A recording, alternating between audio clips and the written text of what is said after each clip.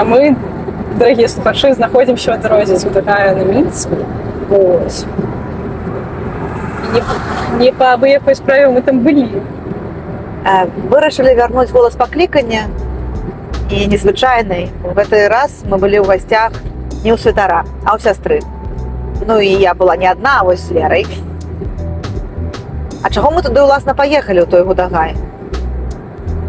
Зусім нядаўна, як мы спадзяемся, ўсё ведаеце, адбыўся фэст у Гудагаі, дзе можна было праз увесь вечар, нават праз усю ноч слухаць цудоўны хор, якім кіравала тая самая героиня нашага выпуску, сястра Вераніка. Карацей, мы былі зачараваны і ўражаны яе экспрэсіяй, яе магіяй, яе ўсім, яе талентам.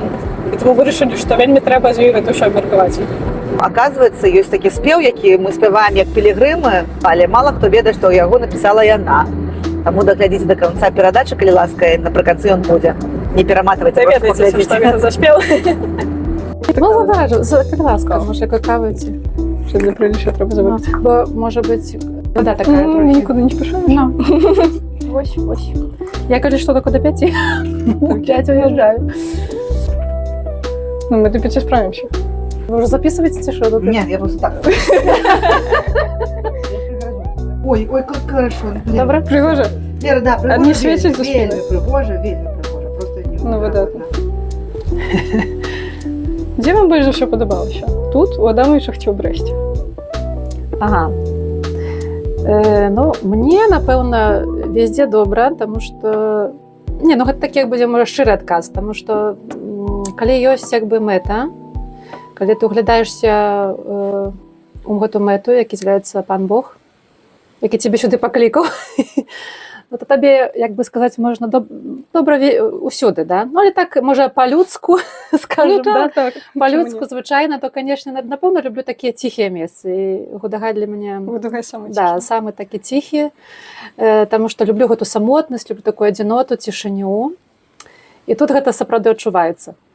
Таму што, так, скажем, ну, так, такое месца, дзе кляштар наш, як бы тут, у гэтым такім, ну, пушчы, лесе, скажем так. Духовная пустыня. Духовная такая пушча, таму што, ну, это так раней казалі, што это была Шмянская пушча, як пра гэты абраз сказаць, маці Божа, Гудагайская, то цяпер трохі это змянілася, але так уже жартуем, такая пушча.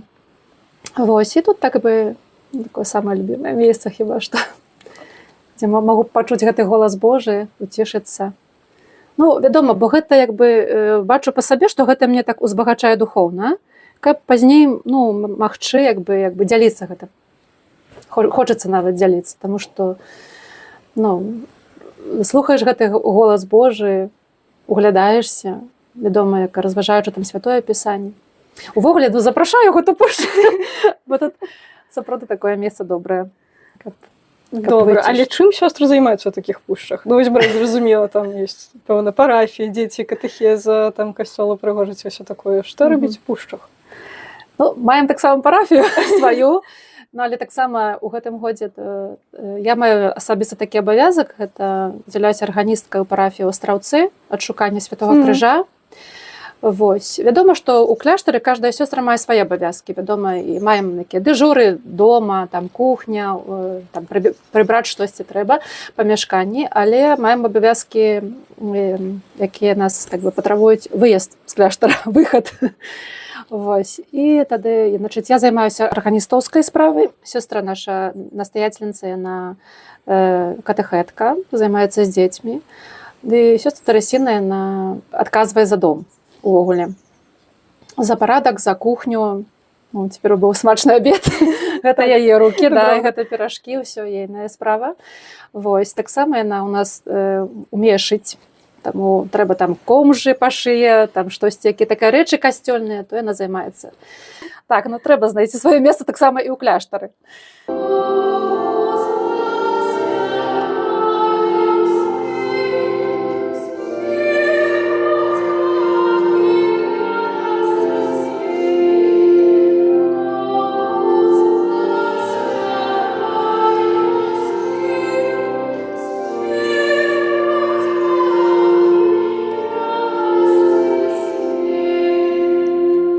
кожнаму па талентах. Ну, конечно, так. А ваша паслуга як арганісткі? Як вы да гэтага прыйшлі? Дзе вучыліся? Як гэта ўсё з'явілася ў вашым жыцці? Ну, можна так сказаць, што ну, дар Божы, напэўна, тому што это я не выключаю. Вядома, працаваць трэба было, каб штосьці напрацаваць, якіясьці ўменні, таму што ну, скончыла толькі музыкальную школу. Вось. Пазней крыху, як была студэнткай, зацікавілася касцёльнай музыкай і ўвогуле, ну, такі, як то добра і правільна рабіць такі адказы на імшы, калі ну, адказаць святару. І, напрыклад, пан з вамі, з духам тваім, такі часткі сталыя святой імшы, гэта трэба было ўмець крыху. І на той час, як я была студэнткай у Мінску, тады хадзіла ў касцёл, у катэдру Найсвяцейшай Панны Марыі, здаецца так, як там нічого не памыліла. І была сястра, якая займалася там, была арганісткай і вела хор. І неяк я з ёй пазнаёмілася і папрасіла, каб яна мне дала некалькі такіх урокаў, скажам, у гэтым напрамку. Яна неяк згадзілася, так нават я гэта цікавіць, таму што так, скажам, прыйшла проста дзяўчына і папрасіла, ну, але яна згадзілася. І хадзіла трошкі такія заняткі, дае на заняткі. І, ведаеце, ну, пасля навучылася гэтым момантам, і так неяк гэта засталося.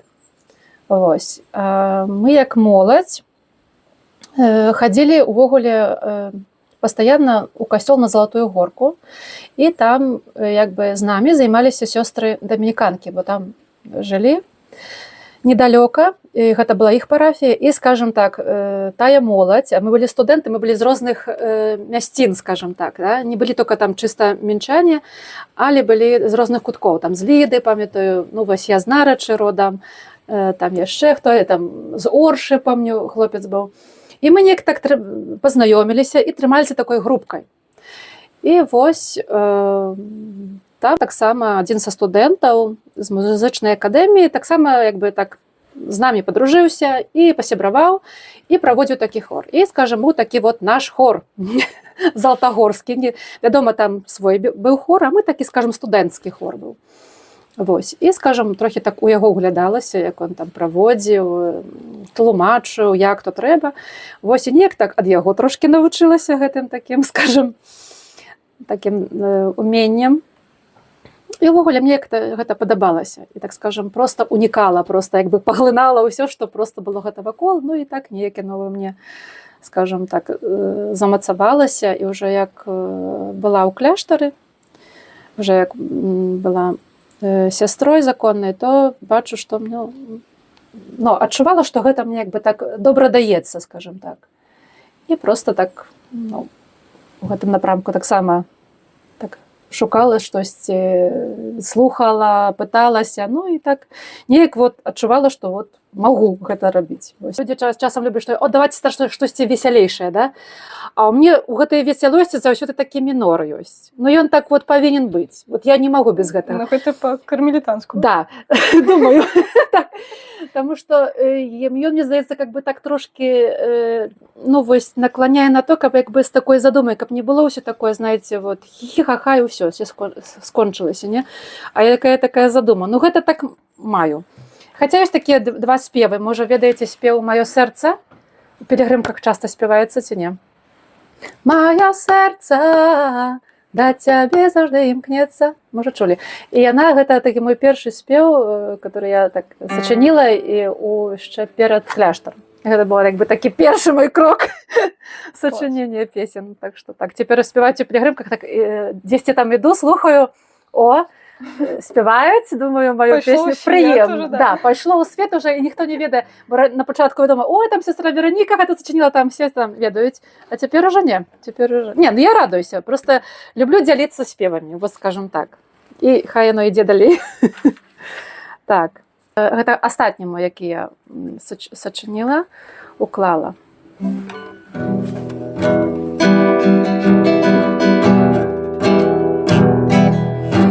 Я спяваю для цябе, мой голас не стихае праслаўляць імя тваё святое. Ты чакаеш так мяне, Сваёй любові не пакінеш і не здрадзіш мне. Твоя любоў мацней за ўсё, яна трывае над жыццё, знішчае страх, знішчае боль, крычы ты будь са мной.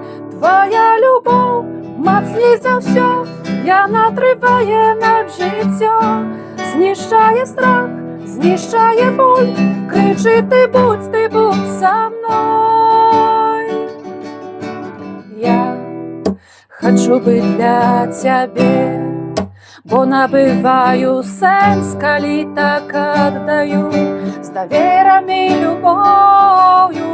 Ты жадаеш для мяне, як толькі шчасця ў еднасці з табою небе. Твоя любоў мацней за ўсё, яна трывае над жыццё, знішчае страх, знішчае боль, крычы ты будь са мной. Твоя любоў мацней за ўсё, яна трывае над жыццё, знішчае страх, знішчае боль, крычы ты будь са мной. Я спяваю для цябе, я спяваю для цябе.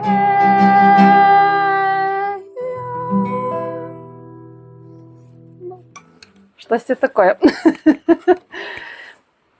І калі цікавіць, так, як гэта атрымоўваецца, то просто, можа, не заўсёды так лёгка ідзе, але просто гэта як бы выходзіць знутры сэрца. Вядома, як кажуць, музыкі ці паэты, яны як не могуць выразіцца словамі, ну то выражаюцца песнямі альбо вершамі, не? Можа, так не вельмі атрымоўваецца добра сказаць, але вот то, што як бы яно, скажем, такі высілак вялікі, гэта выліваецца ў тэксты. І, напрыклад, калі я пачынаю пісаць, штосьці не атрымоўваецца, то адразу адкладваю. І гэта альбо занікае дзесьці, альбо проста чакае свайго часу, каб пасля штосьці напрацаваць, скажем так.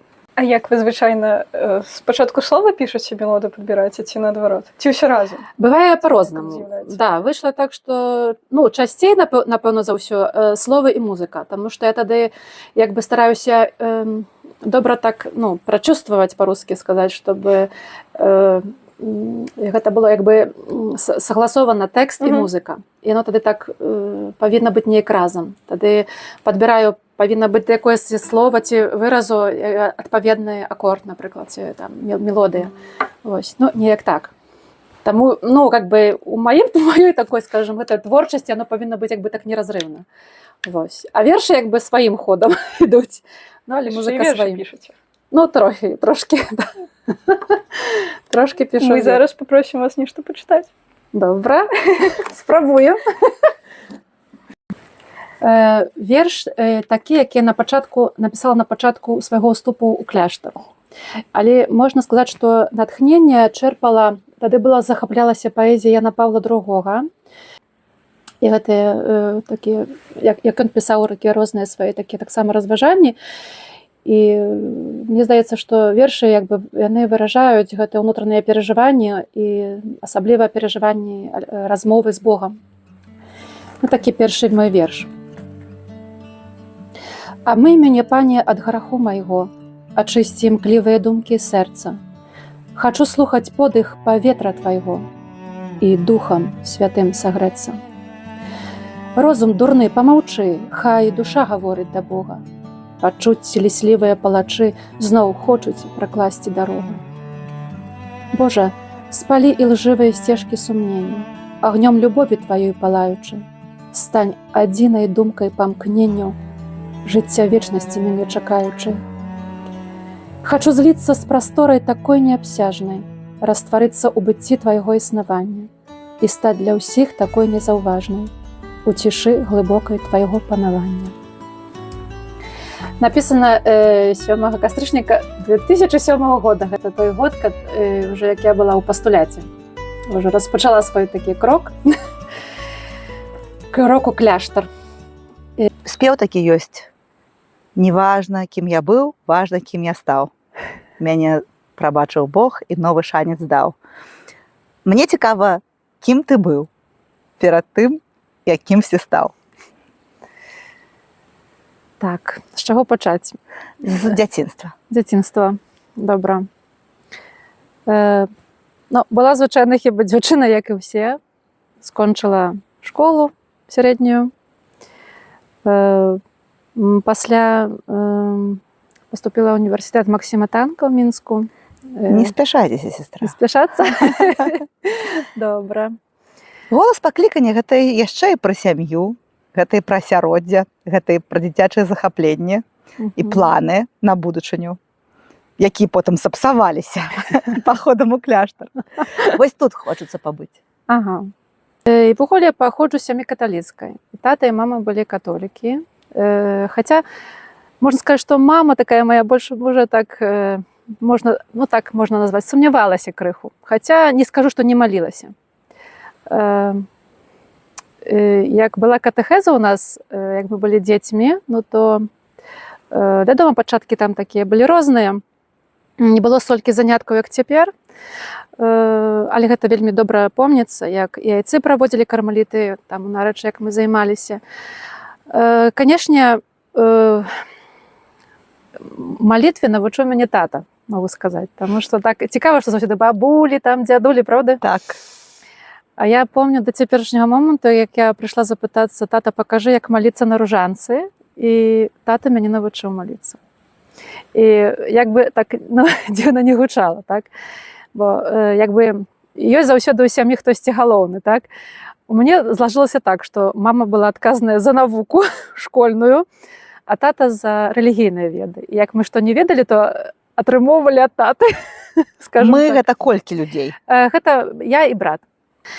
І так здаралася, што, вядома, як штосьці не ведалі, былі якісьці пытанні там з Бібліі ці што, бо тата вельмі гэтым цікавіўся, яму гэта было цікава, чытаў там і дыялог у яго заўсёды быў чамусьці не Аве Марыя, а дыялог купляў, так яму хіба спадабалася.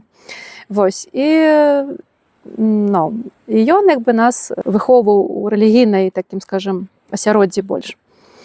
Які касцёл вашага дзяцінства? Касцёл святога Андрэя Апостала, такую мае назву касцёл Нарачы. Вось, святога Андрэя Апостала, так. І там мы хадзілі заўсёды з дзяцінства ў гэты касцёл. Але такі ёсць цікавы факт, што, канешне, можа, каму здаецца, што я ўжо там з дзяцінства ў гэтым касцёле так дакладна хадзіла, скажу, што гэта не было гэта так. Увогуле, на імшу, асабліва нядзельную, то нас з братам цягнулі сілком, таму што нам не хацелася. Хаця людзей было шмат, так, з дзяцінства ў памяці поўны касцёл людзей. Нават не было дзе сесці ніколі, мы заўсёды стоячы, як прыходзілі ў нядзелю. Вядома, Нарач гэта прыгожыя краявіды, гэта возера, і дзеці хочуць куды? На возера. І тады была такая умова, што і калі мы сходзім у нядзелю на імшу, тады едзем на возера адпачываць. І гэта было як бы такім нам штуршком за ахвотай, каб пасля прыходзіць на святую імшу нядзельную. І скажам так, што, вядома, у касцёл мы, так скажам, дзесьці да класа 9-го, то я, можна так сказаць, хадзіла, так неахвотна. Не ведаю, чаму так было. Не хацеліся мы так. Вядома, там свае заняткі, такія дзіцячыя, які там захапленні. Але так больш свядома прывяла мне такая сяброўка, моя аднакласніца, якая проста то адзін, то другі раз говорить: пайшлі са мной. Я думаю, добра, схожу там ради яе, напэўна, так было нават. І хіба дзякуючы ёй я пачала ўжо так свядома звяртацца да Бога і маліцца, гэта ў 10 класе. Вось цяпер так вяртаюся думкамі і бачу, што так сапраўды было. І хіба ў 10 класе ўжо такія, так уже, чалавек, вядома, больш такі сталейшы, разважае аб сваёй дарозе, там, аб выбары дарогі. Пачала задумвацца, што можа, ўсё ж такі Бог, можа, мяне кліча. Бо яшчэ была такая цікавая адна рэч, што айцы-кармеліты нашыя, яны мелі там такія дадатковыя парафіі, дзе даязджалі.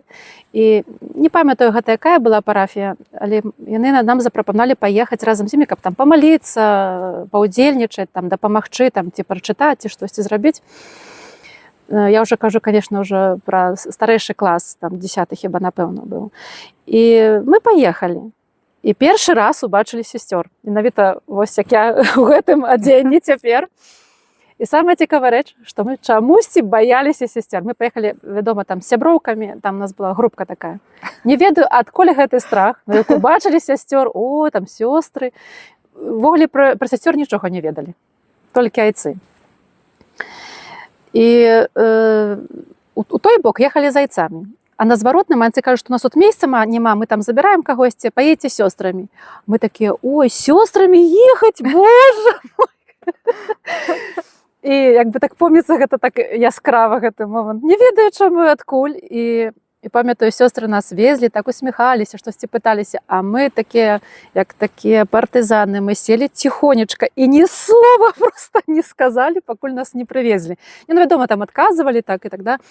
Але з того моманту, як бы так, скажем, перажытага, то мне стало цікава, што гэта такія за сёстры, што гэта, чым яны займаюцца і так далей. І гэта быў такі момант, напэўна, таксама пераломны, такое першае спатканне з сёстрамі ўвогуле. Вось, памятаю, як вярнулася, я была па такім вялікім уражаннем, як бы не магла сабе таксама нават як бы так растлумачыць, чым яны мяне ўразілі. І як бы просто такое вось, ну, прысутнасць, да, такая, можна сказаць. І гэта шмат дало. Можа, не было шмат размоў, але шмат такой вось, іх такой вось прысутнасці, не ведаю. Вы памятаеце, хто гэта былі, гэтыя сёстры? Да, так памятаю. Вы цяпер іх бачыце? Конечно, я іх расказвала. Вы ім расказвалі? Так, смяяліся з імі, так. Это сёстры, якія працавалі тут у Гудагаях. Ну, таксама, наверное, таксама прыязджалі да айцоў, можа, там, памагчы ў чымсьці, ці з катэхезай, ці... Бо раней так не было наладжана, таму, вядома, так, цяпер гэта, як бы, так, маем транспорт, усё раней, даехаць, ну, так, трохі далекавата было. Вось. Такая цікавая рэч, кая адбылася.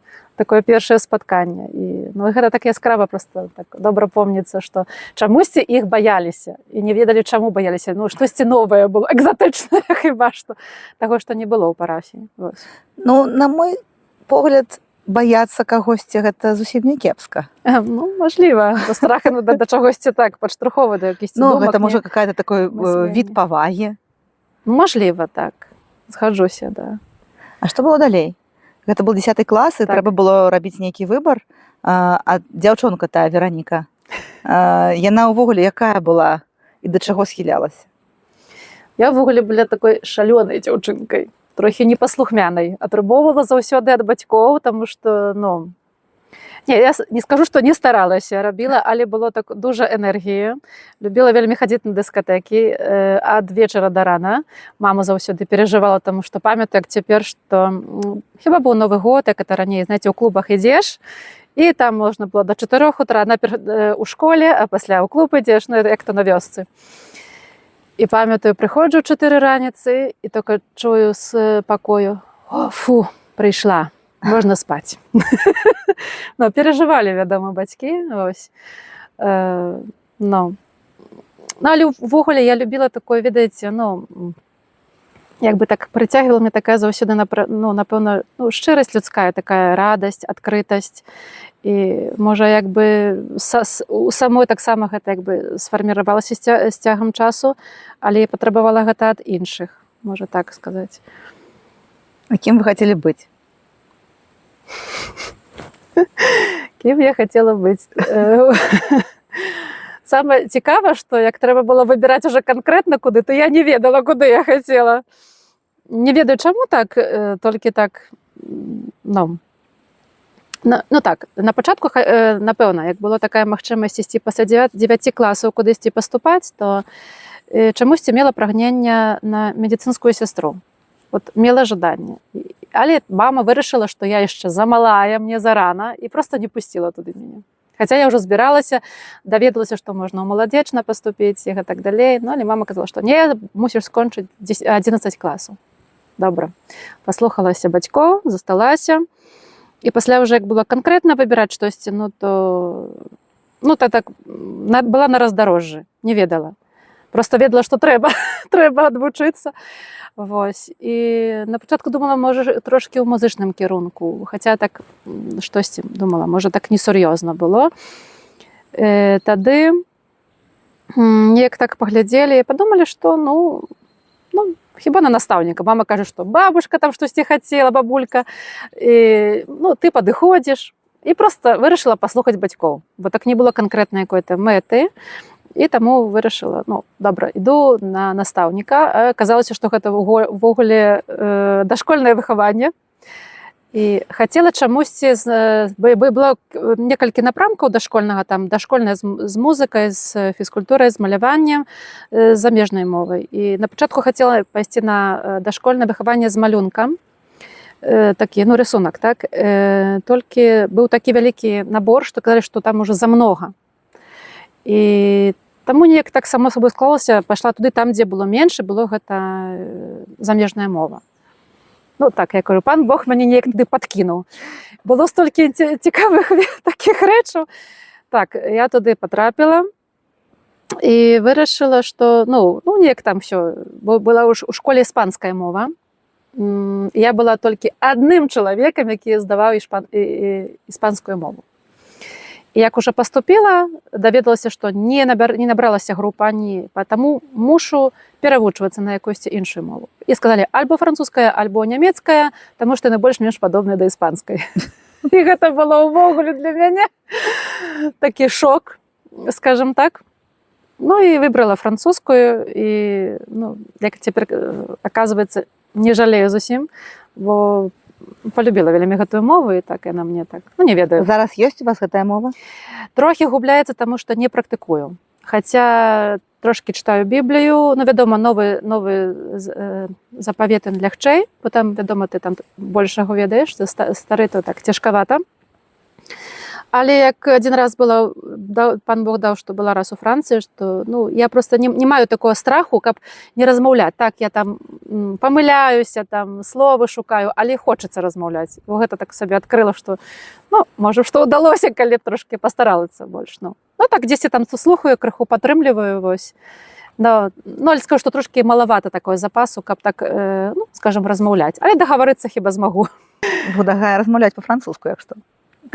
Мелі на увазе. Што было далей? Што было далей? Далей была вучоба ў Мінску.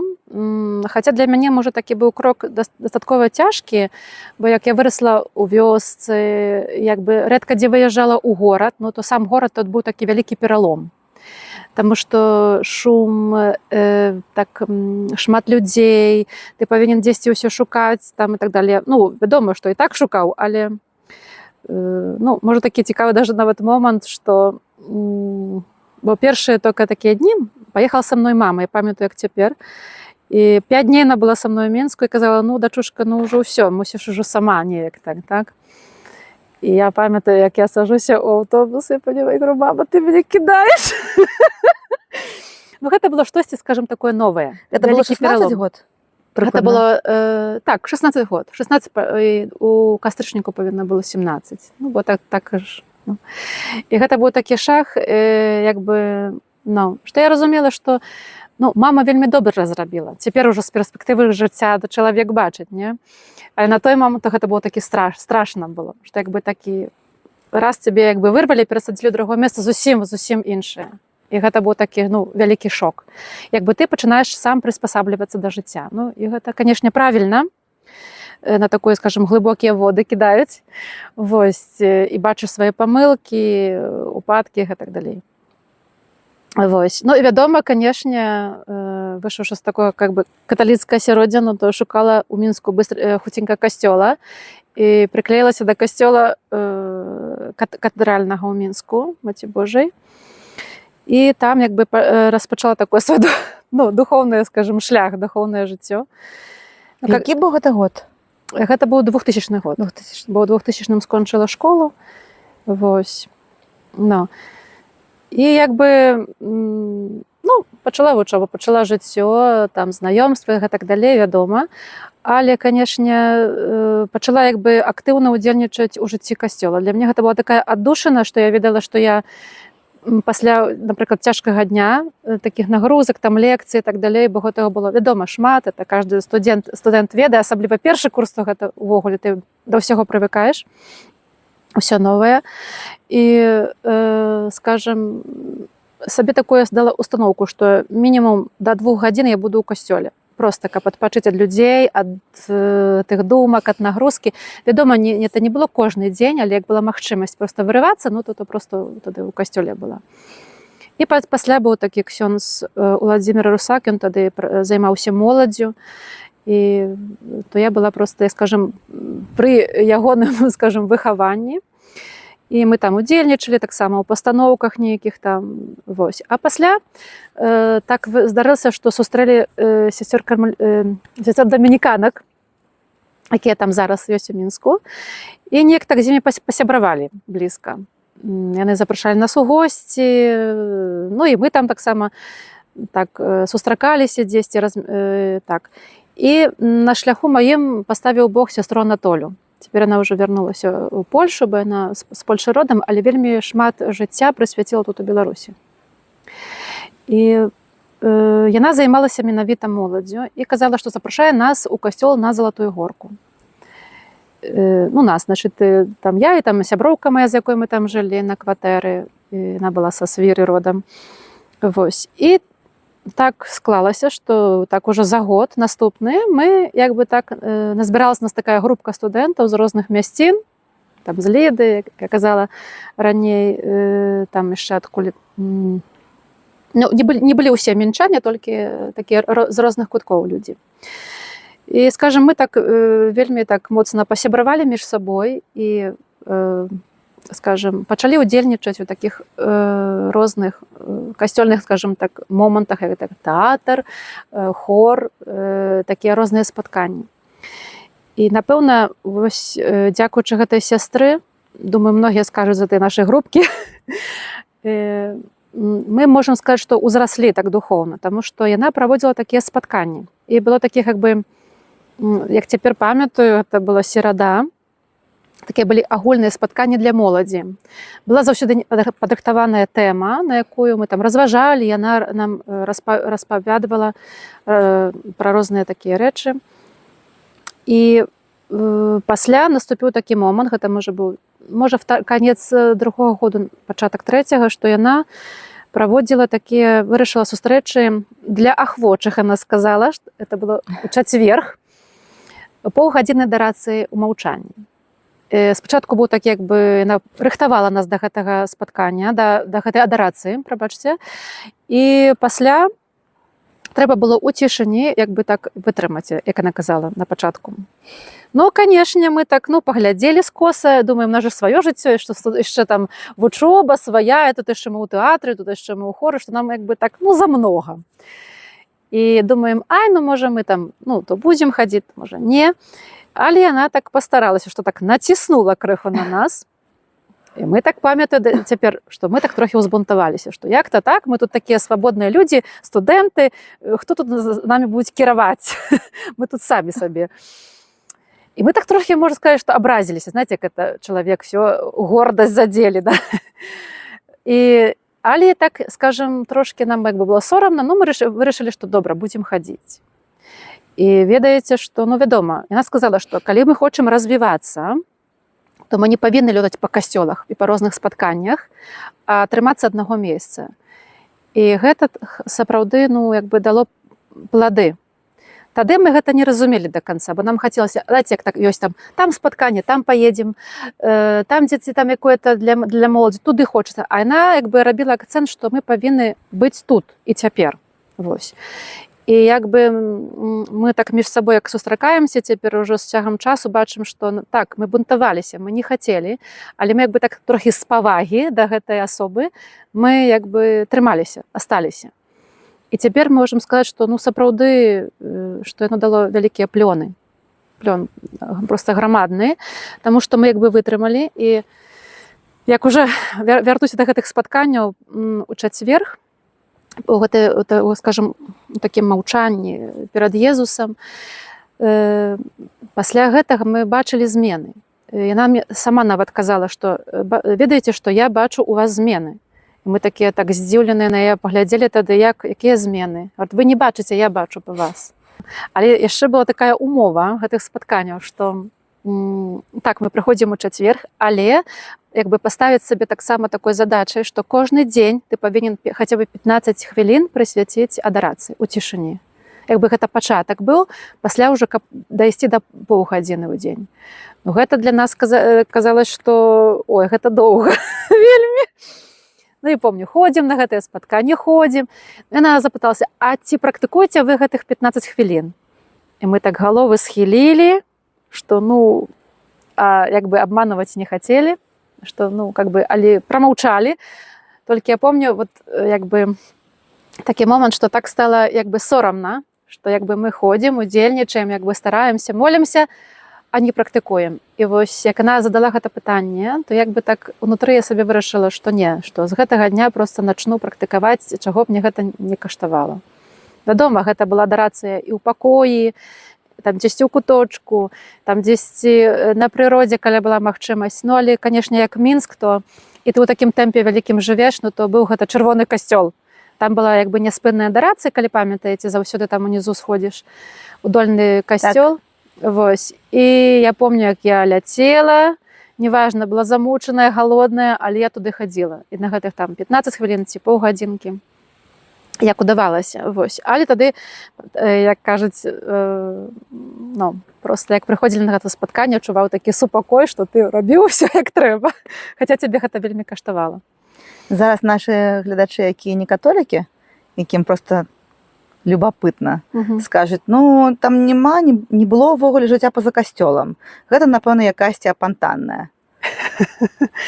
Не, жыццё было вельмі актыўнае і шмат усяго было.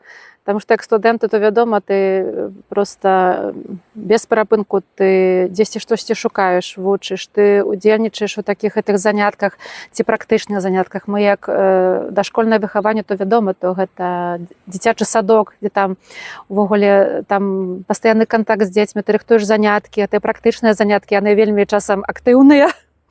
Это вялікая падрыхтоўка, вялікая праца, арганізацыя і так далей. Хто там займаецца выхаваннем дзяцей, то, думаю, ведае, што гэта такое, хто там з'яўляецца выхавальнікам увогуле.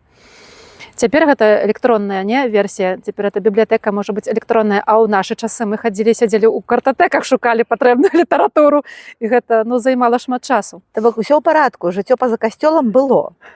Яна такая не нарадзілася. Яна была дзяўчынкай, студэнткай і цікавілася тым, што адбываецца вовне. Все ў парадку ў гэтым сэнсе. Ну, бо часта людзі так кажуць, што ну, вы католікі ўвогуле там, вы неправільна бачыце свет. Вы толькі бачыце свет праз прызму свайго касцёла. Ну, і мы такі, ну так ёсць, так ёсць. Ну, мы стараемся бачыць праз прызму Божую, да якіх рэчаў падыходзім, не, вядома. І калі ў табе ў сэрцы, ну, гэтыя, маеш накірунак гэтых Божых запаведзяў, па якімі ты жывеш, ну, то, вядома, ты будзеш як бы у гэтай прызме глядзець на ўсё. Але, думаю, шаленство ў тым, што мы проста, ну, хочам усё рабіць, як бы, ну, з перспектывы вечнасці. Таму, наверное, думаю, што, напэўна, гэта нас падтрымлівае. А навошта гэта? Гэта з-за страху смерці? За страху зрабіць грэх. Я так думаю, што...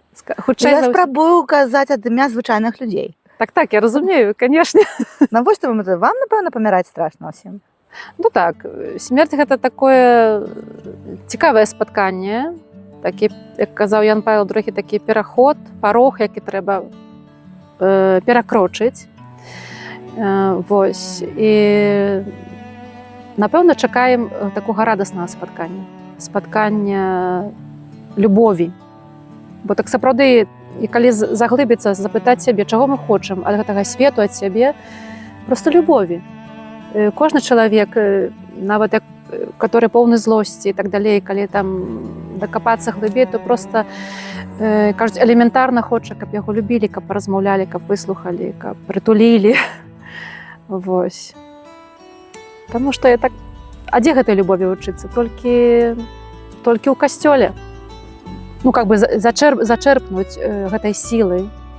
І цяпер магу сказаць, што вот дзякуючы гэтай адарацыі, што мы там мелі тады студэнцкія гады жыцця, бачу, што гэта трымае да сённяшняга моманту. нават трымаю тут у кляштары. Вось. Без гэтага няма сэнсу быць і тут, няма сэнсу штосьці рабіць, калі няма гэтай падпіткі.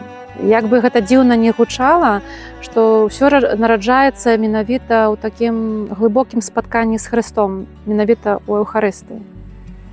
Ты ў гэтай цішыні ты проста бачыш, які ты можаш супакоіцца, ты можаш пачуць пэўныя адказы на свае пытанні.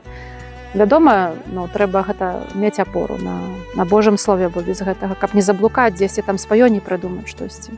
Мне цікава пра плён адарацыі. Калі вы проста усведамілі, што ад гэтага ёсць плён, што гэта не проста мы 15 хвілін церпім, трываем прыкуты да аднаго месца. Плёны пачаліся тады, калі ты бачыш проста, як у цябе ўсё ўкладваецца ў жыцці, што ты, напрыклад, шмат пачынаеш рабіць, ты увогуле шмат маеш працы, але ты спраўляешся. І гэта бывае такім нейкім дзіўным чынам, што цябе пачынаюць атрымоўвацца. Таксама бачыла, што чым больш Богу аддавала, тым больш нават лягчэй неяк навука пайшла, што як ты раней сядзеў, вучыў, там табе не атрымоўвалася, то прапаў нейкі нават такі страх, нейкая неўпэўненасць, проста ўжо ішло, як ішло, і неяк усё ўдавалася. Гэта, можа, такія былі першыя такія моманты. Тады на астатніх курсах, помню, універсітэта, што не магла знайсці кватэры, бо там заўсёды дзе-то здымаеш кватэру, і быў такі год, што не магла знайсці, шукала вельмі доўга. І пасля, бо пан Бог, канешне, паклапаціўся, і ўсё было добра. І так выйшла, што быў такі час вялікага посту, адзін з наступных чарговых вялікіх пастоў. І вядома, ўжо такі хочацца нейкае зрабіць пастанаўленне, і так выпадкова, этажом вышэй, аказалася, што была ляжачая жанчына. Ляжала 18 гадоў. І даведалася выпадкова, бо зноў жа сёстры дамініканкі, такім цудам. Я ўвогуле жила ў другім ужо раёне, далёка ад іх, гляжу, сястра ідзе. І ў мой пад'езд, думаю, не разумею. На Валадарскага, да сих пор помню вуліцу яшчэ. І я так, вядома, прывіталася, запыталася, куды сястра ідзе. Яна кажа, што, адведваю тут адну ляжачую жанчыну. Я так думаю, цікава, тут час вялікага посту, можа, з ёй схадзіць. І схадзіла з ёй. І, канешне, зноў для мяне гэта быў пералом, потому што я ніколі не займалася, не бачыла такіх ляжачых жанчын. А жанчына аказалася вельмі такой ветлівай, была у сваім часе заведующей где-то там в больнице в какой-то. І прайшла концлагер, цікавыя рэчы, да, там увогуле. І такая даволі бодрая духам, хоць была так, вядома, ей цяжка, але такая малайчынка была. І так сабе думаю, боже, раз так неяк здарылася, і я жыву радам, чаму не пахадзіць да гэтай жанчыны? І я сабе такое проста зрабіла пастанаўленне, што я спрабую падчас вялікага посту да яе прыходзіць. Хоць мне это, каштавала, скажем, таму што трэба было прызвычаецца да запаха, вядома, пахане, такі быў у доме, вядома, як чалавек ляжыць 18 гадоў і не мае там, кагосьці асоба, каб хтосьці клапаціўся і так далей, то, вядома, там такія розныя рэчы, да якіх трэба трошкі пераламацца. І думаю, трэба неяк ужо. І час ад часу, і так неяк з цягам, скажем, часу, яно вырашылася так, што сястра кажа, як ты там блізка жывеш і ходзіш, то я ўжо хадзіць не буду, давай ты будзеш хадзіць. То я ўвогуле думаю, попала. Вас, сястры, даў Бог, відавочна. Я сабе таксама гэта растлумачыла, скажем так. Таму што, да, і ведаеце, думаю, раз так склалася, хоць мне гэта каштавала, што я была везде, яшчэ, скажем так, і універсітэт астатні хіба год, так не памыляюся. Ці я ўжо працавала, трохі так забываецца, скажем, вядома. Але думаю так, добра, буду там хадзіць. І так вырашылася, што я пераехала да яе ўвогуле. Да. Так доўга, каб не расказваць, таму што яна патрабавала, вядома, апекі, і ўсяго там трэба было і есці зварыць, і дапамагчы, і перапрануцца, і памыцца, гэта так, я гэта ўвогуле нічога не ўмела, я проста пры ёй усё навучылася. І Цяпер вот таксама з перспектывы часу гляджу, што гэта як бы было супер. Такім сэнсе, што яна сама такая была такім духам, столькі паапавядала, што ну, гэта таксама мой дух паднесла, хаця не скажу, што гэта было лёгка. Таму што да, гэта быў астатні год, я здавала госэкзамены і ўжо усталявала такую, скажем, працу ў Мінску трошкі, так как бы думала, што на пачатку думала, што буду затрымаюся ў Мінску, так, такія былі планы. Вось. І жыла ў яе і апекавалася. Вядома, гэта было, трэба было і ўстаць і ў 4 раніцы, і тады, калі яна проста пакліча, калі ёсць патрэба ў гэтым. Вось. І помню, што вярталася з працы, там трохі затрымалася пазней, то яна ўжо хвалявалася, чаму і так позна, і што там трэба гэта. Ну, але такая была вельмі цярплівая, таму што лёс таксама я так парыкаваў. Вось, да, ложка. Ну і вельмі перажывала, калі я ўжо з'язджала ад яе, то, конечно, так. Ну, але гэта быў такі добры час. Цяжкі, але добры. Як вам было з'язджаць ад яе і пакідаць яе потым? Ну, таксама было яе шкода, бо яна ўсё казала: Веранічка, як ты паедзеш, то добра было б, каб я ўжо, ну, как пан Бог забраў мяне. І тады ўжо хіба, можа, год пазней званіла, то не ведаю, што з ёй сталася. Ну, бо не падымала там трубку, але думаю, што дзеці ўжо, наверное, там, як бы так, ну, скажем, ці забралі, можа, да сябе, ці як то было бы. Ну, вам яшчэ пасля даводзілася сустракацца з такім служэннем? Можа так, ну, можа у кляштары трохі было, даводзілася, бо там, вядома, ёсць старэйшыя сёстры былі, бо пра Польшу кажу, бо выхаванне было першае ў Польшы, такое, пачаткі. Вось, і, скажем, не мела такога страху, як ўжо бачыла, што трэба там дапамагчы, ці там уночы пабыць, ці штосьці падаць, то ўжо так спакайней, канешне, і ведала, як зрабіць, так што. Наступны такі верш, гэта такі больш, скажем, ну, радасны, узнёслы. З 2019 года я тут была ў Гудагае, хіба, ну, напэўна, на адпачынку, бо часта прыязджала сюды на адпачынак, каб пахадзіць пры гэтых вялікіх прасторах прыгожых. Назвала яго «Водар Бога». Пяшчотна сонца грэе, і ветрык паміж лісцямі шуміць.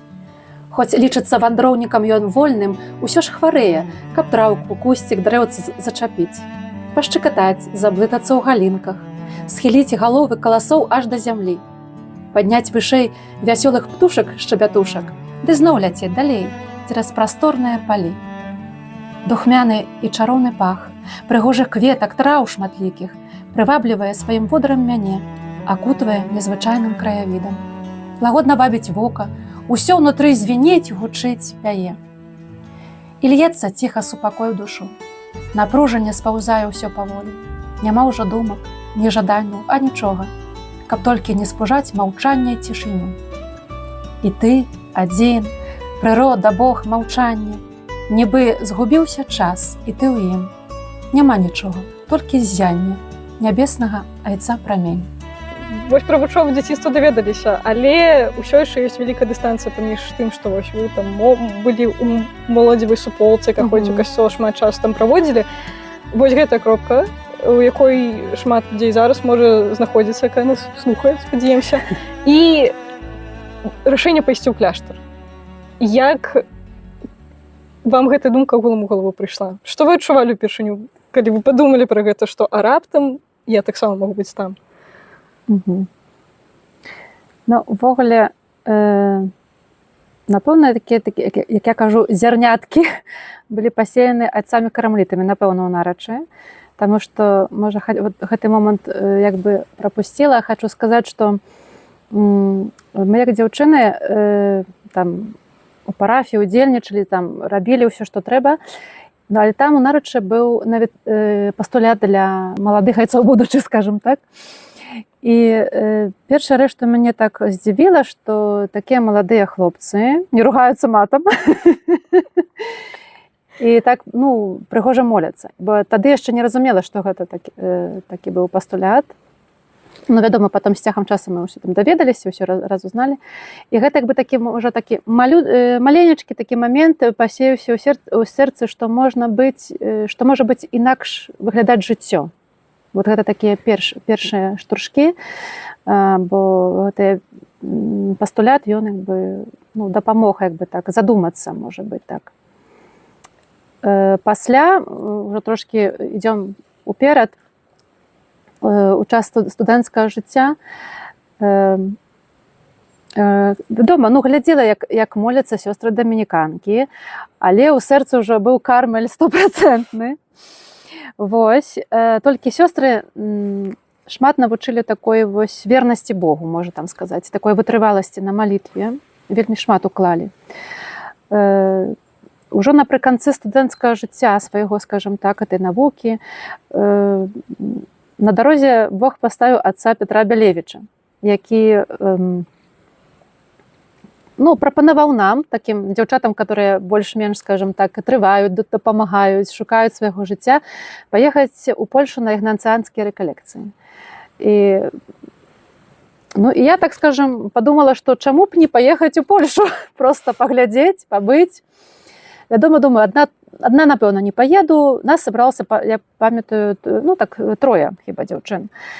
І отец ўсё там нам даведаўся, ўсё дапамог, падрыхтаваў, як там даехаць, усё параспавядаў і казаў, што ну, едзьце, бо гэта карысна, гэта вам дапаможа і так далей. Ну, і мы вырашылі паехаць. І наступаем так, хіба 3 альбо 4 дні да выезда, ну, бо для нас гэта сур'ёзны быў крок. Паехаць у Польшу, гэта было, ну, вялікая справа, скажем так, вырвацца. І мае сяброўкі кажуць, што мы не паедзем. Я говорю, як так, вы не паедзеце, кажу. Да немагчыма, говорю, я думаю, ну як? Ну, там нічога не атрымоўваецца, хто там перадумаў і так далей. А я разумею, што мне просто, ну, як бы так сорамна перад айцом, бо ён так нам усё уладкаваў, просто ўсё зарганізаваў, там дамовіўся, каб нас там сустрэлі, як бы так, скажем, амаль што задарма, толькі прыедзь і пабудзь.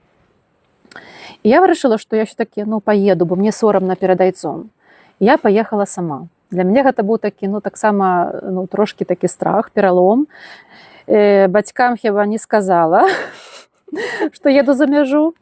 Што хтосьці збегае з дому ў клуб, Так. тут на рэкалекцыю. Вось. І прыехала. Вядома, там, як я дабіралася, гэта асобная гісторыя, то ўжо не буду працягваць. Толькі было, як цяпер успамінаю, ну, смешна трохі, бо як прыехала, ты стаеш, это было за Жэшавам, калі хто там ведае, дзе Жэшаў, і прыязджаю, в Уголе быў вечар, цёмна, гэта быў студзень, як бы снегу вельмі не было шмат, але так, ну, увогуле, як бы новая мясцовасць, ты падымаеш вочы, там нейкі лес, горы, дзе ты знаходзішся, людзей няма, каго запытацца таксама, польскія, ну, вельмі так, ну, яшчэ не ведала добра, каб так. Але неяк дайшла, дзякуй Богу, і, ну, што было далей? Гэта быў такі час, вядома, незвычайны, таму што там было ўвогуле 7 дзён маўчання поўнасцю. Яшчэ новы шок. Было цяжка? На пачатку 4 дні, як кажуць, такая прям ламала. Была ломка, таму што ты не ведаў, што з сабой ўвогуле рабіць. Ну, была праграма, быў да цябе як бы такі прыстаўлены чалавек, который табе дапамагаў ісці. Там такая сястра, якая просто прыходзіла да цябе адзін раз у суткі, пыталася, як ты себя адчуваеш, увогуле, як ты гэта праводзіш час, ну, вядома, каб як это час арганізаваць. Ну, як ты, ці добра ты ідзеш, ці, скажем так. Былі такія духоўныя практыкаванні, адарацыі шмат, маўчання, але было, вядома, такія пункты, што ты павінен на працягу дня рабіць. Ну, гэта маўчанне, і гэтыя 4 дні сярод сям'і, гэта было, ну, просто жах. Гэта было просто, як бы, гром, молния, ўсё, што падрад было. Вось, але менавіта гэтыя рэкалекцыі, бачу цяпер, як бы, з перспектывы часу, што яны далі просто такі, як бы, магчымасць усё, што ты за гэты час меў, якіяся там паняцці, што ты шукаў, там, чытаў, углядаўся, услухаваўся, я просто так калісьці расказвала, што як бы Бог узяў і паскладваў гэта ўсё такія файлы, папачкі, усё паставіў на сваё месца. І ўжо памятаю, канец было рэкалекцый ігнацыянскіх, то я была упэўнена, ну, скажем, амаль 100%, што гэта мой шлях. Ну, вот цяпер таксама памятаю, што сяжу на этой адарацыі, гэтай цішыні, кругом незнаёмыя людзі, незнаёмыя сёстры, незнаёмыя святары, якога ты нікога не ведаў. Ну, ты як бы знаходзіўся ў гэтай атмасферы, і, можа быць, пан Бог зрабіў, што як бы вырваў мяне, усадзіў, каб я нарэшце як бы прыйшла да яго і паслухала, што я ўрэшце хачу і што ён ад мяне хоча. І я просто памятаю, што гэта рэкалекцыя 4 дні гэтыя пераламаліся, на 5-6 уже вядома дзень прыйшоў супакой, не было такой якосці вау там, да?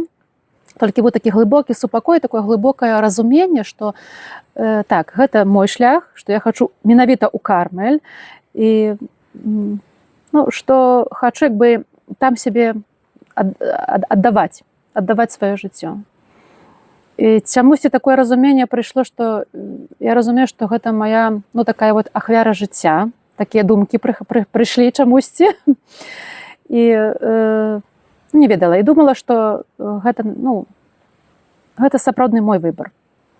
І можна сказаць, што ў такіх бурах нарадзілася такое вось, такая ўпэўненасць, такое прыйшло разуменне, што так, гэта мой шлях. І ўжо няма ніякіх за і супраць, не ведаю, так, не знаю чаму, толькі была такая ціхая ўпэўненасць. Я ўжо, памятаю, вярталася такая шчаслівая, што я ведала просто, куды я іду, чаго я іду, і не было ніякіх такіх страхаў, нічога. Увогуле страху не было, толькі не было такой, было радасці такога, ну, штурму.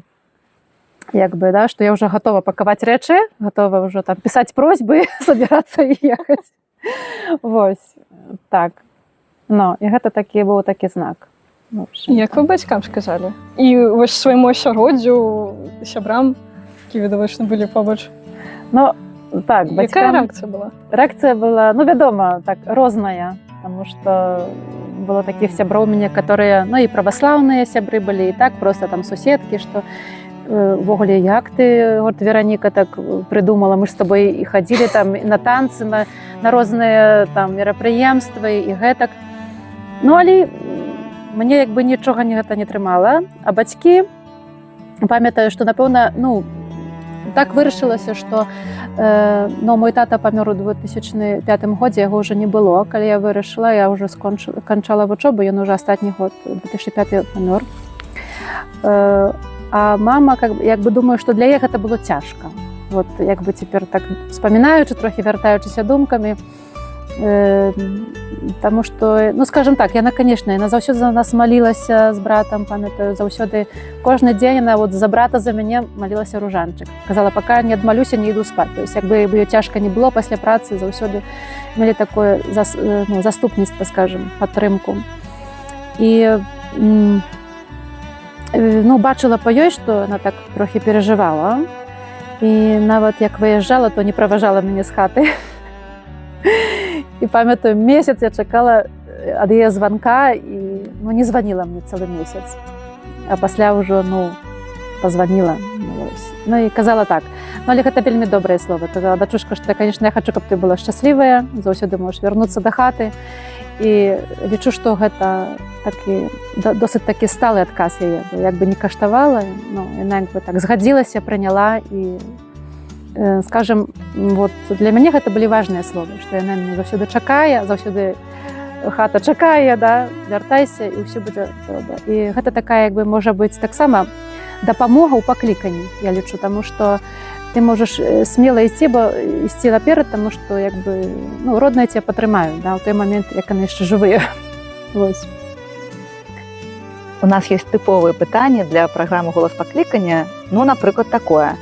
Дзень вечных манаскіх шлюбаў, якім ён быў і што вы ў гэты момант адчувалі? Значыць, вечныя шлюбы я злажыла тут у Гудагаі, але гэта ўжо было, скажем, маёй просьбай, бо адчувала гэта, што такое для мяне, гэта святое месца значнае. І адбылося гэта 26 верасня 2015 года.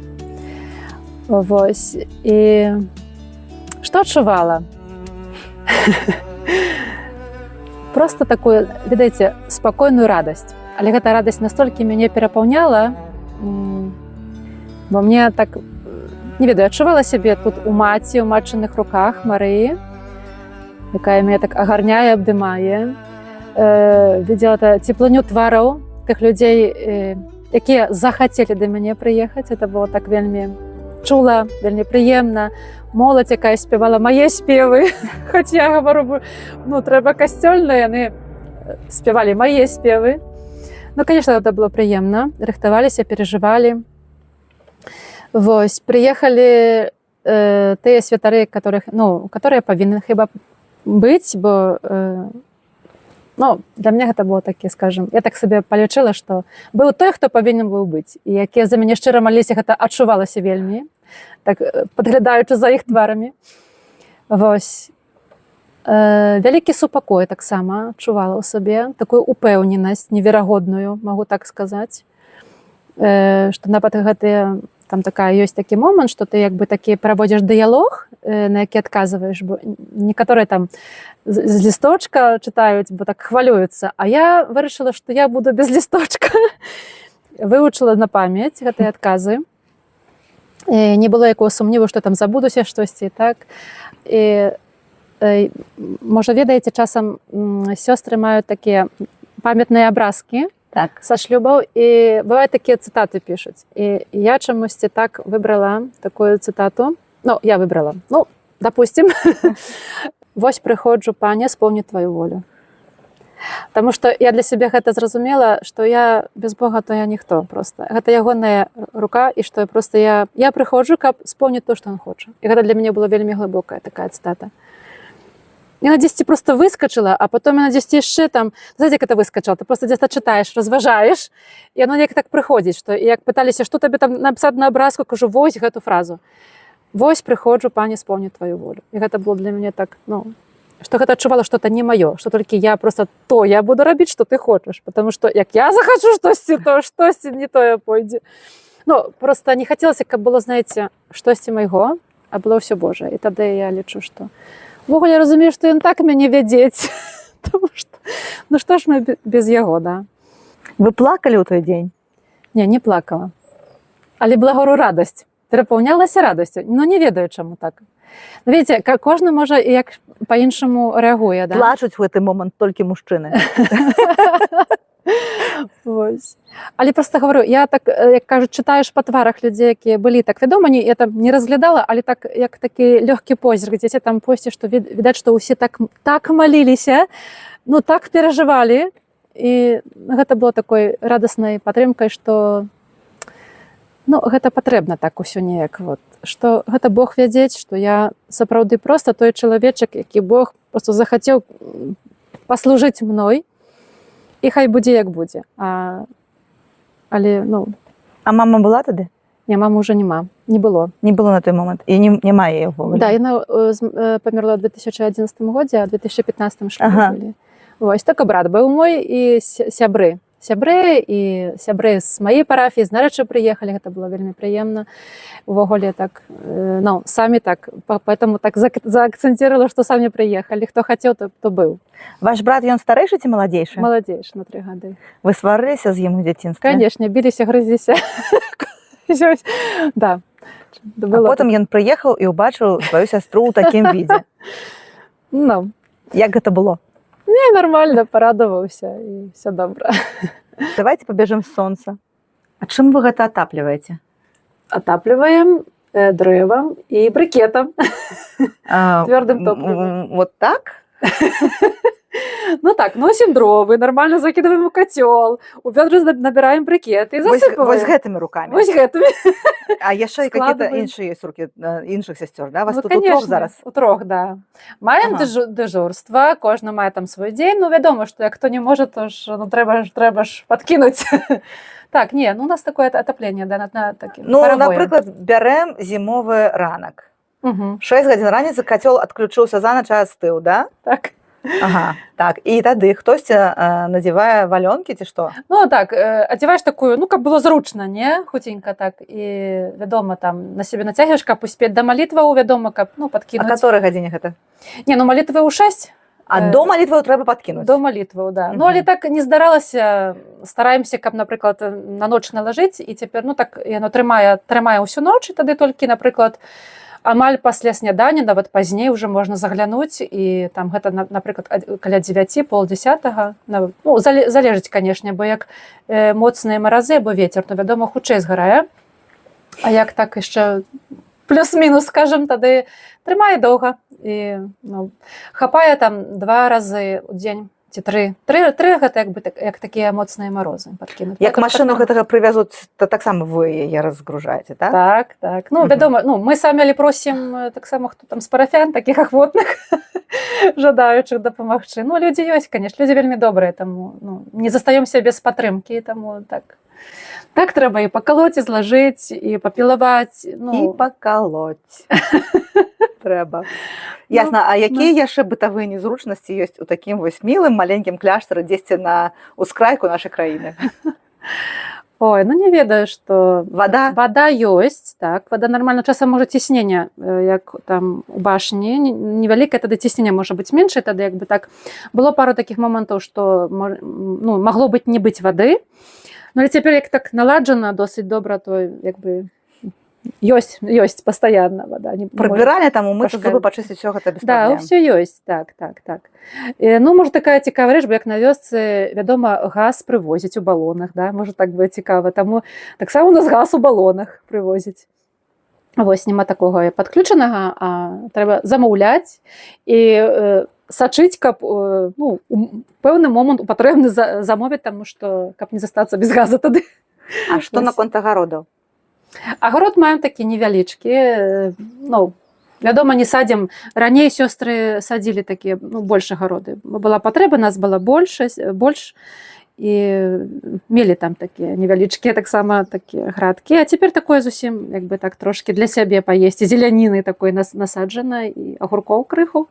Так што вось. А што ўвогуле ядзяць сёстры? Усё ядзяць сёстры. Модны здаровы лад жыцця, вось гэта все тэндэнцыя. Сёстры гэта адсочваюць? Модны здаровы.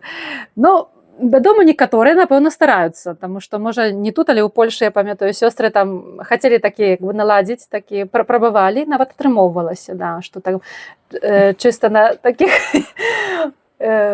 авашчах, скажем, да. Але не, увогуле, я думаю, што ў кляштары так это ўсё як бы прадумана, што калі ўсё так захоўваць дакладна, трымацца сваіх гэтых правілаў, то яно ўсё спрыяе на добрае.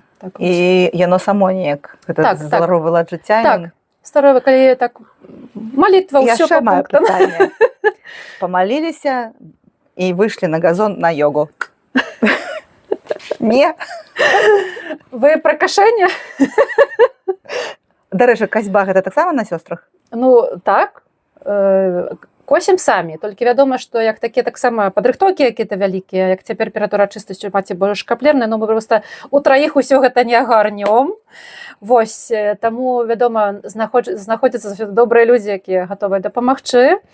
Але такія больш ціхія перыяды, это, конечно, большасць, ты сам проста, конечно, трэба хочам прыгажосць, то мусім пастарацца. Мы пакуль здымаліся, ўсё баяліся, што будка патрапіць у кадр. Будка? Будка, хто там жыве ў той будцы? Жыве у нас там сабачка, такі рэксік, вось. Ён цяпер яго няма, дзесьці паляцеў, не можам, чакаем, няма пака. Хвалюйцеся за рэксік? Хвалюемся. Бог дае такіх сяброў, скажам, маленькіх, каб паказаць прыгажосць, напэўна, бо прырода ўсё і жыве, ж паказваць прыгажосць Божую перадусім, як бы так. Вось, так што, тут трымаем такіх жывёл, таму што жывём, як вбачыце, у лесе кругом, таму патрэбна нам трошкі якая-то такая лёгкая абарона, бо такія дзікія жывёлы то вітаюць да нас, вось тут яшчэ адзін маленькі, гэта, праўда, не дзікі, такі малыш наш, ось такі. Ты не дзікі? О, які хорошы. Хомяков любіш? Несъедобныя. Мышэй там такіх съедобных. Прытульны вельмі коцік такі, так, вось, любіць прытуляцца. Видишь, тебе там здымаюць, бач?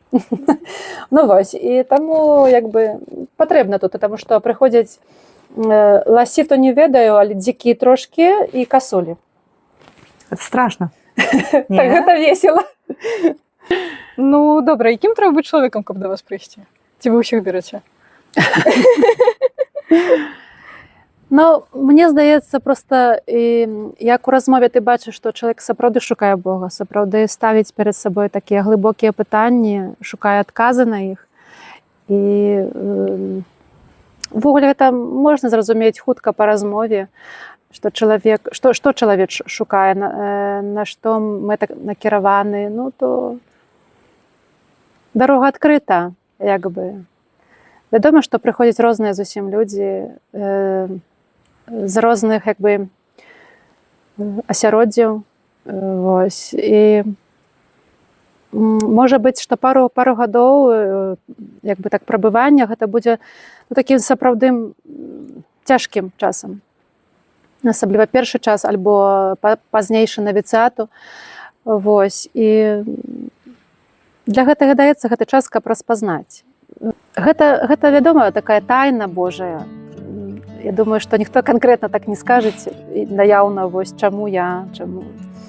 Напэўна, да цяперашняга моманту я не знаю, чаму я. Толькі так маеш такую унутраную перакананасць, што ты на сваім месцы, што ты шчаслівы, што ты робіш тое, што патрэбна рабіць. Ну, так оно неяк складваецца, што чым больш ты Богу аддаеш, тым ён табе вяртае. Ну і гэта сапраўды так ёсць, што на розных этапах, як Езус пытаўся Пятра, ці любіш ты мяне, калі памятаеце, то Бог як бы пытаецца на кожным этапе жыцця, калі ты сустракаеш з якімісьці такімі цяжкімі пытаннямі ў сваім жыцці і як бы стаіш перад такім канкрэтным выбарам далей ісці, ну то Бог пытаецца, ці любіш ты мяне цяпер у гэты момант, у такой сітуацыі. І проста вучыся такой пакоры, што і гаворыш так, люблю, але гэта так, трэба, ну ты не можаш сам сказаць так лёгка, толькі, конечно, з дапамогай Езуса. Вось, так магу так трошкі растлумачыць, як бы такім кірунку. Але вось, ёсць нейкая дзяўчына, якая прыходзіць да вас і кажа, ужо яна ўсё вырашыла, она зразумела. Ну, вядома, што будуць сумневы, як мы ўжо абмяркоўвалі. Што з ёй будзе далей адбывацца? Як гэта на практыцы выглядае? Куды яе адпраўляюць далей? Ну, на пачатку, вядома, размова з настаяцельніцай. Пасля пішацца такая просьба, якая скіравана да вышэйшых настаяцеляў з такой просьбай. І яны гэту просьбу як бы разглядаюць. Адбываецца такая сустрэча, размова, ну і далей проста, калі ты, напэўна, ўжо згодны. Ну, такія розныя такія фармальнасці адбываюцца, там как бы падпісваеш такую як бы згоду, што ты згоду, але пішаш таксама як бы такое выясненне, для чаго ты прыйшоў. То есть, якая твая мэта. Усё ж такі ёсць такое пытанне ад вышэйшых настаяцеляў, таму што гэта вартасна, як бы. І разглядаючы гэту як бы просьбу ад цябе, якая сыходзіць, яны ўжо тады табе кажуць, што так, цябе запрашаем. Ось. І распачынаецца жыццё ад аспірата. Такі першы этап, калі ты яшчэ па-за кляўзурай, ты яшчэ у кляўзуру не ўваходзіш. Ну, гэта кляўзура такое месца, дзе, вядома, выключна для сясцёр месца. І аспірат, ён можа быць там 2 месяцы, 3, залежаць, як там чалавек настаўлены, як там разглядаюць вышэйшыя настаяцелі. Можа быць трошкі даўжэй, пасля этап пастулята. І ў гэты час ты ўжо ўваходзіш за кляўзуру, як бы тебе уводзяць так прыгожа. Табе распавядаюць там месцы, там, дзе ты будзеш жыць, дзе маліцца, дзе патрэбна маўчанне, дзе можна размаўляць. То есть у кляштар, да, у Кармелі ёсць заўсёды як бы свой такі парадак, што захаваць цішыню. Гэта самая галоўная рэч, і таму старацца проста не парушаць гэту цішыню, таму ёсць такія выключныя месцы, дзе ты проста не павінен размаўляць, а дзе ты можаш размаўляць. Дзе ты перагаварыць о сваіх справах, это такое вядомае. Але каб захаваць гэту цішыню, маўчанне, каб быць, як бы памятаць, што ты ў прысутнасці Божай. І таксама каб не забываць пра Бога, то ёсць такія моманты, што ты падчас дня, калі ты, напрыклад, знаходзішся цэлы дзень у манастыры, то ты як бы таксама павінен адведваць найсвяцейшы сакрамент. То есть прыходзіш у капліцу, там ёсць такое цэнтральнае месца ў кляштар, што гэта капліца, самае прыгожае, самае такое, скажем, месца прыемнае, дзе ты можаш прыйсці, пакланіцца, памаліцца, ну і пайсці далей да абавязкаў. Аспірат і пастулят, там менш такой, скажем, навукі. А ўжо навіцат, так, у навіцаце ёсць такая трошкі навука, гэта як бы наступны этап. Навіцат гэта як бы складаецца з такіх 2 перыядаў, такі закрыты, як мы кажам, навіцат, і такі апостальскі. Таму што як бы 2 гады, першы год ты як бы так больш канцэнтруешся на сваім духоўным жыцці, разважанні, гатовіш такого, ну, уваход у такое маўчанне, больш, як бы, як это правильно сказаць, асэнсаванне, да, дзе ты ўвогуле. І далей ідзе такая, і наступны год гэта такі, як бы, выезд па-за кляўзору, уже няма сціслай кляўзоры такой, што ты не можаш выйсці, толькі едзеш, каб паглядзець такое апостальскае жыцця трохі, дапамагчы сёстрам, якія ўжо пасля шлюбаў, дзесьці ў працы, там з дзецьмі, трошкі пазнаёміцца, як это выглядае ў іншых супольнасцях, у меншых супольнасцях жыццё, ну, манаскае, і тады ўжо вяртаюцца зноў у сваё месца, скажем, там такой лакацыі, дзе там такі навіцыят зноў, і ўжо рыхтуюцца да першых шлюбаў, з першых манаскіх абяцанняў. Вось, ну і далей уже рыхтуецца наступныя 5 гадоў да вечных абетаў. Ну, чаму такая доўгая падрыхтоўка? Ну, таму што каб сапраўды чалавек, як бы можна сказаць, упэўніўся, пераканаўся ў тым, што гэта ягоны шлях, і што Бог не хоча нікаго мець на сілу. Бо Бог у першую чаргу хоча, каб чалавек быў шчаслівы. І як бы гэта, можа, дзіўна не казалася, што як там маўчанне, сцены, там не можна, на самой справе ты проста уваходзіш такую для сябе, ты адкрываеш такую вольнасць і прастору. Таму што ты разумееш, што, ну, у якімсьці сэнсе кляштар табе дапамагае, твая супольнасць, твае гэтыя правілы, яны табе адкрываюць дарогу больш шырэйшую, як бы такі парадокс, не, як бы чым сціслей, ну ты як бы, як тут добра сказаць, звальняешся з такіх якіхсьці сваіх такіх знешніх, не ведаю, цяжка сказаць. Так, слова не хапае. Гэта вельмі добрая заўвага. Можа быць, я таксама хацела пра гэта спытаць. Ці не адчуваецца жыццё ў кляштары як суцэльнае абмежаванне на кожным кроку, але вы ўжо акрэсліш наадварот, большая свабода, пэўна, так. сэнсе. Ну, гэта такі вот цікавая рэч, што як бы, да, чым сціслей, тым гэта знікае, і ты адчуваеш сябе вальнейшым, што ты як бы высвабаджваешся, звальняешся з такіх сваіх какіх-ці такіх, не ведаю, прывязанасцяў. Усё як бы гэта знікае і выдвигаецца на першы план, як бы, ты разумееш, што цябе Бог любіць такім, якім ты ёсць, і паміма гэтага ўсяго, што ты адкрываеш у сабе настолькі-то багацце, што ты ў сабе маеш, што сапраўды, што, як мы вядома ведаем, што чалавек цар прыроды, да, мы говорим, а тут просто сапраўды ты адчуваеш гэтым сябе царом, паміма таго сваіх каких-то там недасканаласцяў, але ўсё гэта настолькі Бог прынимае, згладжвае і ўлівае сваю ласку, што і ў гэтым як бы наша царства, што мы просто з Божай ласкай мы сапраўды, ну, можам шмат што, і мы ёсць хтосьці. Вось. Сапраўды, то бок прыход у кляштары, гэта манаскае жыццё дало вам свабоду. Што яшчэ вы набылі, можа быць, у сябе ў сваім жыцці такога, чаго не было раней? Чаму вы навучыліся? Ну, так, свабода гэта першая рэч, гэта, напэўна, хіба важная рэч. Што яшчэ? Напэўна, з цягам часу бачу, што можа па-іншаму гляджу на розныя сітуацыі. Калі калісьці, напрыклад, цяжкасці былі такім, ну, калі прыходзяць якісь розныя цяжкасці, ты адчуваў сябе як бы такім бездапаможным, а цяпер падыходзіш трохі крыху іначай. Ты глядзіш гэта, як так кажам, творча, што Бог табе такія дае заданні, а ты стараешся з іншым настаўленнем, з іншым поглядам да гэтага падысці, і што ў гэтых бачыш Божую руку, што так, гэта цяжка, і гэта часам незразумела, ага, але што ж Бог для мяне? Што ён хоча ад мяне? Напэўна, штосьці, ну, цяпер давай, фантазіруй, пашукаем там, запытаемся там. Ага, якісь новыя знаёмствы атрымоўваюцца. І ты бачыш, што проста, чым больш ты давяраеш, ну, то в суме атрымоўваецца, вучуся такога даверу. Навучылася і вучуся, магу так сказаць. Вось, і Бог тады дзейнічае. І тут трэба даць проста такую дарогу, прастору Богу.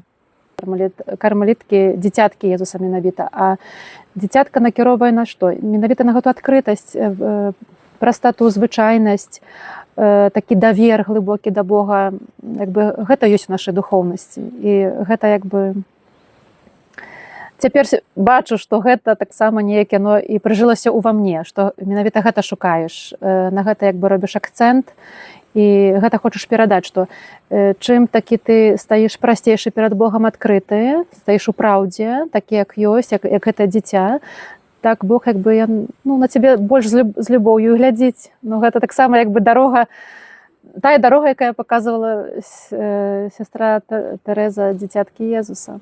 Яна як бы вучыла гэтай дарогі такому шляху. Вось. Ну і так сталася, што я тут. Але ці ніколі не было сумневаў. Тому што самы лагічны працяг жыцця жанчыны, вось там маладзевая суполка, вось там кагосьці знайсці, замужжа, дзеці, шчаслівае жыццё далей, у вялікай сям'і. Ці ніколі не было сумневаў, што ўсё ж такі можа быць, ці не было пачуцця самоты, можа, ад усведамлення таго, што чакае жыццё без сям'і. У такім звычайным разуменні слова сям'я, конечно. Так, разумею, да. Скажу так, што да якогосьці моманту, можа, да так 35 гадоў, магу сказаць, што не было такога нават. Ну, можа, так дзіўна здаецца. Але, канешне, разумееце, як чалавек і развіваецца ў розных такіх напрамках, і змяняецца які-то такі уклад і фізічны, псіхічны, не? Ну, гэта нармальны працэс. Якісь там пераломы, крызісы, гэтак далей, гэта, вядома, сказацца на духоўным жыцці. Тады прыходзяць такія розныя запытанні, можа маё, можа не маё, ці, як кажуць, лепш было там рэалізавацца. Але як ты прыходзіш у капліцу і ты стаеш перад Богам, ты бачыш, што так, ты б рэалізавалася і ў сям'і, не ведаю, там і ў працы, ўсё, але твоё месца тут. Яно як бы такое, мне здаецца, калі прыходзяць такія думкі, гэта нармальна. І гэта павінна прыйсці, таму што крызіс павінен быць, не можа быць усё гладка, таксама як у сям'і. Я думаю, што ў сям'і таксама прыходзяць такія думкі. Вось, проста трэба быць, як сказаць, даваць як бы таксама руку Богу, каб ён цябе вёў. А крызісы здараюцца, сумневы прыходзяць, таму што прыходзяць тады, калі, становіцца так, як бы кажуць, табе некамфортна дзесьці, да? Трэба якісьці там цяжкасці, ці трэба над чымсьці задумацца, вырашаць такой больш нагрузкі, это вядома. І тады 10 чалавек думае, можа там лягчэй. А на самай справе, не лягчэй. Цяжка паўсюль. Цяжка паўсюль, да. Так, гэта сапраўды. Вось. І тады проста я такую як бы практыку для сябе адкрыла, скажам. Калі такія якісьці прыходзяць такія думкі, то проста прыходзіш да Бога, расказваеш усё як ёсць і пасля выходзіш з малітвы і разумееш, так, добра, ёсць як ёсць, ідём далей, і сапраўды бачыш пасля у перспектыве, што усё было патрэбна, паразважалі, падумалі, ідём далей і служым далей, скажем так. Назвала яго «Уваход у самотнасць». Вітайце мае адзінокія далі, пустынныя сцежкі, сцяжынкаў сляды, самотнасць абшарная, боль тупаваты, сціснутае сэрца і крыкі душы. На вас я ўступаю нашмат больш смела, хоць цемра яшчэ не святло. Ты, мабыць, амаль што зусім каралева, маўчанне сказала мне гэта само. І вабяць, гукаюць, у абдымкі сціскаюць, слязінкі праліць не дадуць. Усё непатрэбнае шпарка хаваюць, а следам імглою кладуць. Што хочаш сказаць мне, маўклівасць употай? Сяброўка, цяпер ты мая па жыцці. Я буду старацца слухаць з ахвотай, хоць зараз усё крычыць, адыдзі.